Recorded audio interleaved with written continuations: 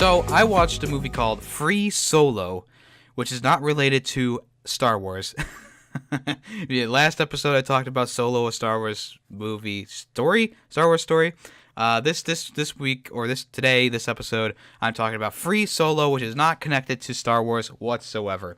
Free Solo is about rock climbing without ropes. It's called soloing, free soloing. It's a very intense sport, I would say. I think this movie did a good job of showing just how insane people have to be to do this kind of thing. Now, he's not like insane, like mentally insane. He's just like he has a lower fear registration in his brain or something like that allows him to do this stuff without being too overly scared like a lot of people would be. Which was really interesting to kind of dive into. And then they also dived into his relationships and his past and how he got into rock climbing and soloing. And it was very interesting. I think the movie did go on for a little bit too long. It's an hour and 30 minutes, and I felt like, it was a little bit long. It slowed down kind of after his first attempt at climbing the cliffside without ropes.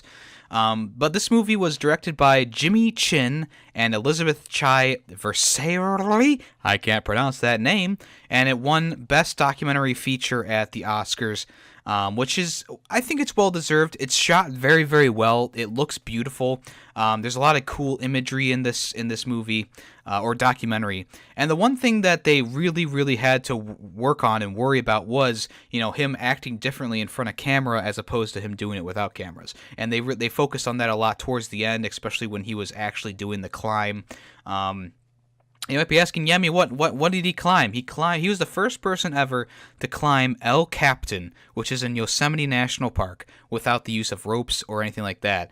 It's really interesting how they dived into how it all works, like how you have to use your arm strength to prop yourself up here, how you have to kind of use your thumbs to prop yourself up here, how you're literally standing on inches of adjacent rock face. It's quite incredible.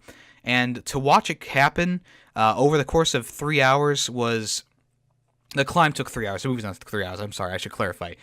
Watching it happen over the course of 3 hours was really mesmerizing, and they kind of went over all the parts that he was the most worried about, and the other parts were just kind of like easy for him, I guess.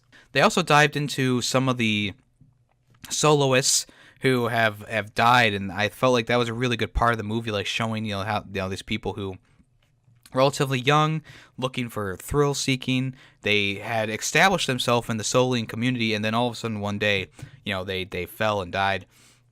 He actually experienced 2 injuries throughout this documentary. One of them was one that they it happened a few months before this documentary started, but his girlfriend accidentally didn't look at how long the rope was, and he just pretty much let him fall while he was practicing cliffside climb, and he did something to his back that was almost a serious thing. But luckily with chiropractic, he was able to keep climbing. And then once again, second time with his girlfriend, he fell and sprained his ankle. So that was a big part of the movie, and him recovering and getting back up to being able to do what he wants to do in life. You can watch the movie now on Hulu and a few other places as well. It's an interesting movie. It's not really like exciting, but it's interesting, and it has a nice flow, has great cinematography in it, and I think they really set up the documentary well. Obviously, it's a National Geographic movie, so it's going to be higher than most documentaries you see. Me personally, I wouldn't watch the documentary again. I think I got everything I needed to out of it from my first watch. But I would recommend it to people who are interested in this kind of thing, rock climbing, soloing, whatever you want to call it. If it sounds interesting to you, I would definitely give it a watch. It's an hour and 40 minutes, but it does feel a little long, but it is still interesting enough to keep you watching. Because I watched the whole thing myself.